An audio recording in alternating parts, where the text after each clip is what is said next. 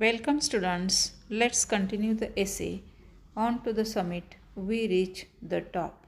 See page number 19, last paragraph. Below, all the hills and mountains looked like gods and goddesses to me. पहा, त्या उंचीवरून जेव्हा खाली पाहिलं जात होतं तेव्हा ज्या हिल्स होत्या, द हिल्स म्हणजे टेकड्या, माउंटन्स म्हणजे पर्वत, हे त्या ठिकाणाहून यांना कसे दिसत होते? Looked like gods and goddesses, देवदेवतांसारखे ते हिल्स आणि माउंटन्स वाटत होते.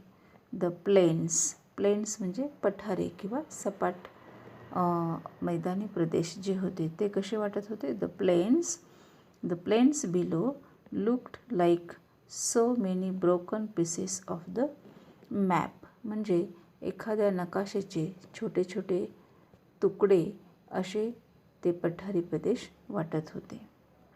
2 or 3 people could stand there on the roof of the world if you cut ice. See here, how was that summit? Means 2 or 3 people could stand there. या पर्वताचं जे शिखर होतं, mount एव्हरेस्टचं जो शिखर सपाट भाग होता, तिथे at least 2 or 3 people could stand. Where? On the roof of the world. Roof of the world म्हणजे जगातील ते सर्वोच्च जे छत होतं, सर्वोच्च जे ठिकाण होतं, तिथे 2 किंवा 3 व्यक्ती उभ्या राहू शकतील एवढा स्पेस होता. 20 or 30 feet below the top there was enough flat square for 2 people to sleep. आणि त्या पर्वत शिखरावरून खाली 20 किंवा 30 फूट अंतरावरती काय होतं? There was enough flat square where 2 people could sleep. You could pitch 1 tent there, आणि त्या ठिकाणी हिअर टेंट म्हणजे तंबू आणि पिच मीन्स टू सेटअप. तर 20-30 फूट खोल असणाऱ्या त्या सपाट भागावरती एखादा टेंटसुद्धा सेटअप करता येतं. The summit is flat on one side and steep on the other. Steep, see here, steep means having slope or descent. Mount एव्हरेस्टचं जे समिट आहे ते कसं आहे पा? Is flat on one side, एका बाजूनं ते सपाट आहे, तर दुसऱ्या बाजूनं त्या ठिकाणी त्याचा भाग हा कसा आहे? हॅविंग स्टेप म्हणजे स्लोप, उतरत आहे. There is snow on the northern side. या समिटची नॉर्थर्न साईड जी आहे, उत्तर बाजू जी आहे, ती बर्फानं आच्छादित आहे. Roxx on the south and east and south, दक्षिण आणि ईस्ट या ठिकाणी पश्चिम दिशा जी आहे या बाजूला रॉक्स आहेत, खडक आहेत. And snowy rocks on the west, आणि पश्चिमेच्या बाजूला बर्फानं आच्छादलेले रॉक्स आहेत. We stayed on the top a little more than 15 minutes. Tenzing म्हणतो की ते दोघे त्या ठिकाणी जवळजवळ 15 मिनिट थांबले होते.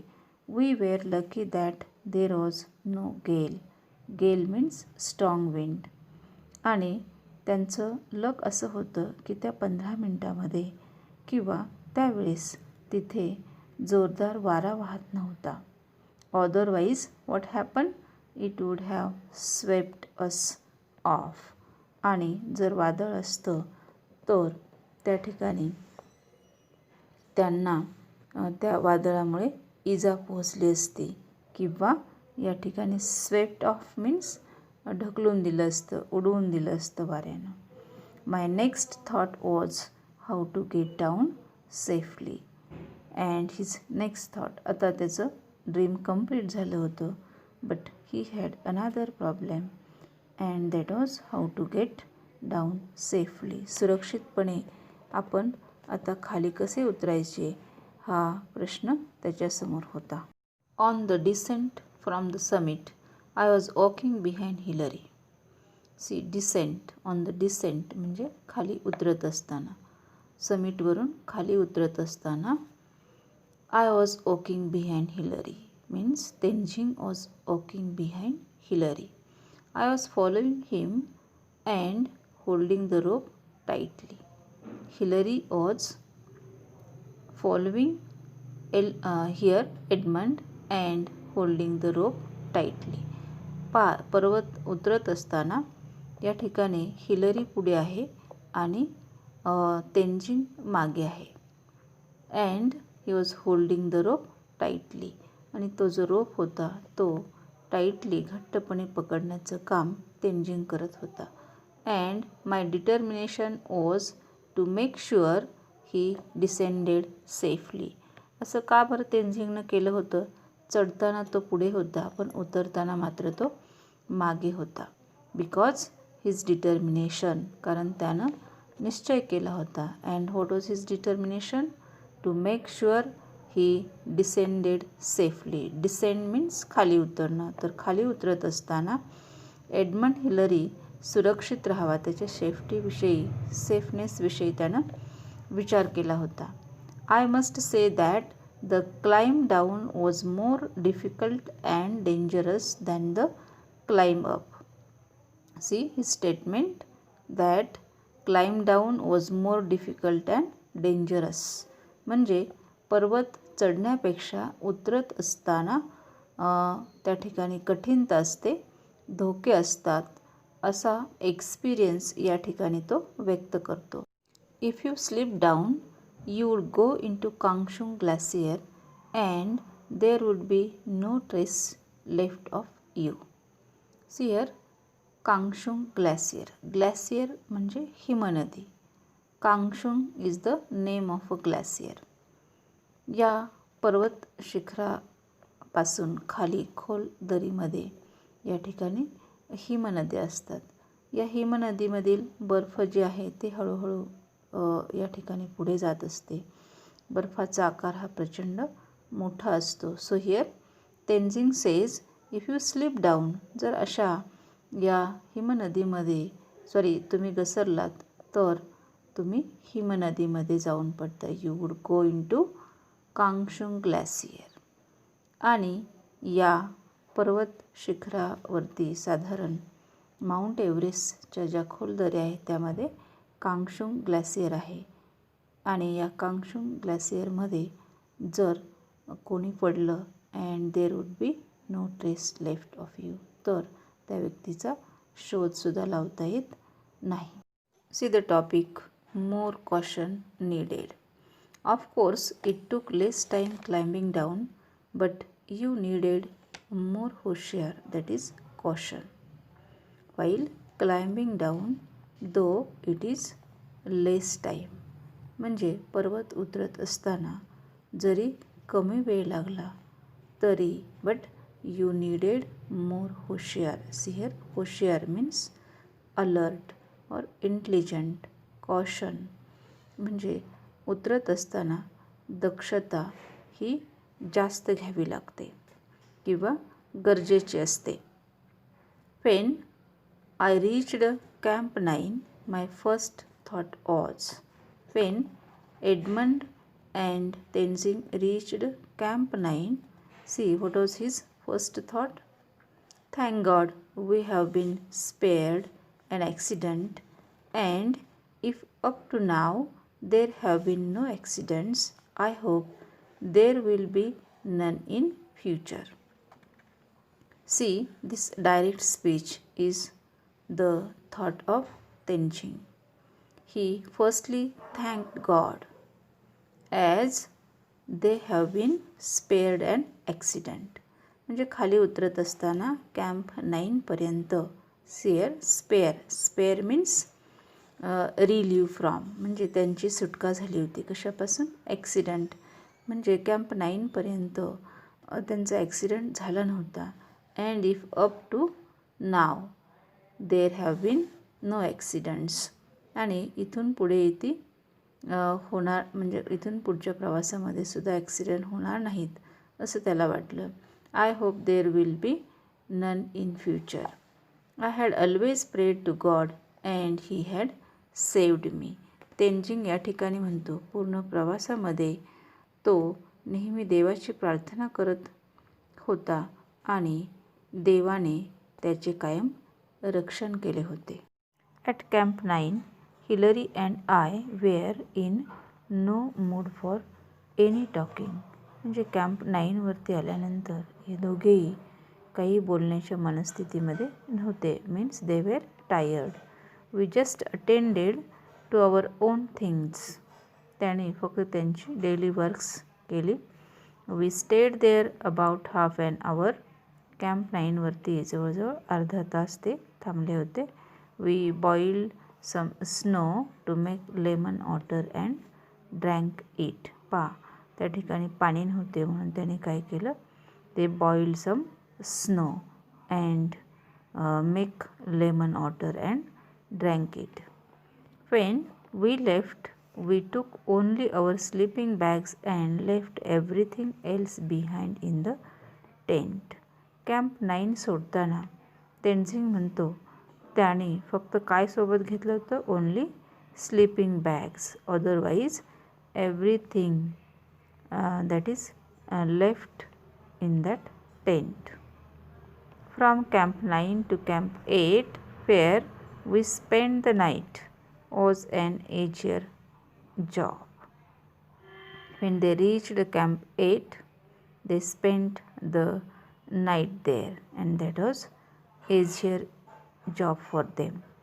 Just above Camp 8, where the others could see us. Just above Camp 8. म्हणजे अजून ते कॅम्प 8वरती पोहोचले नव्हते.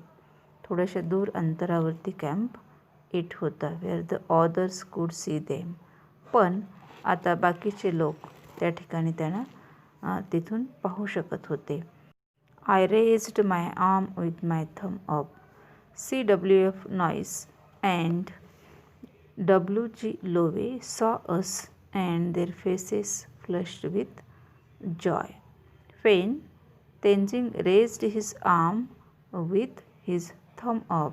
आणि तेनजिंगनं जेव्हा हातानं या ठिकाणी हातवारे केले, he raised his arm with his thumb up. At that time CWF Noyce. See here he was from English. CWFचा लॉंग फॉर्म पहा या ठिकाणी. See means Cuthbert Wilfrid Francis. CWF means Cuthbert Wilfrid Francis Noyce. हा जो mountaineer आहे, see he is from English, that is he is English mountaineer. हा Noyce जो होता तो काय होता, इंग्लिश माउंटेनियर होता. And the other one WG Lowe.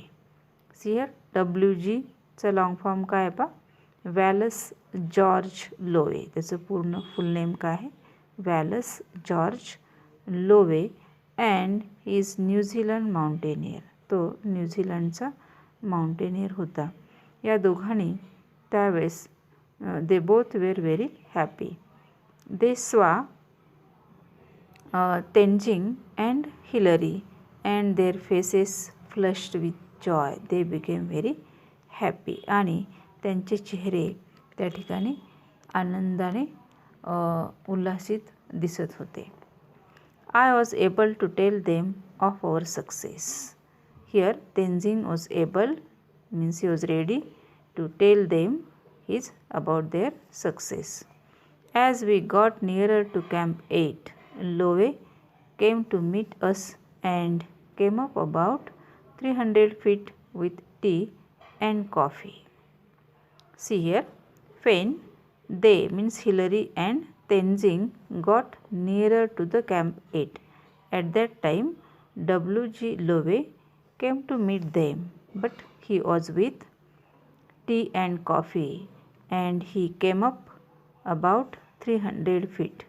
म्हणजे जवळजवळ 300 फूट अंतर चालून तो चहा आणि कॉफी तेनझिंगला आणि हिलरीला घेऊन आला होता.